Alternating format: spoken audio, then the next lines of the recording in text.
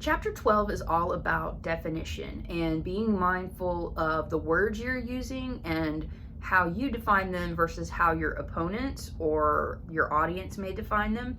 So it can go a lot of different ways. You can make arguments that are all about definition, like your entire argument is about this word means this. Or you can hear someone using a word and they seem to be defining it differently from you, and you can draw attention to, okay, you're using that word and when you say it, it means this. That's not actually what it means to everyone. When I hear that word, I mean this.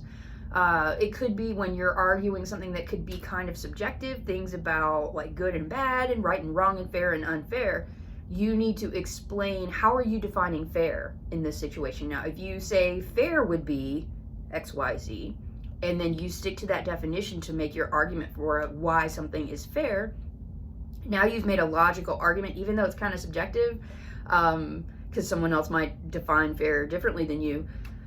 If you use that definition, you're very clear about what you mean by it, and then you stick to that definition, you're right. You may have someone who says, well, I think of fair differently, but they can't really say you're wrong because you have approached it in this very logical and objective way. So paying attention to the words you use, making sure that you and the other person define them the same way, or maybe you need to make an argument for what makes something fair, and that can be the entire point of what you're doing. But you want to be aware that people don't always mean the same things when they use those words, and so sometimes it's really important that you take the time to kind of calibrate and make sure that you're defining the words the same way.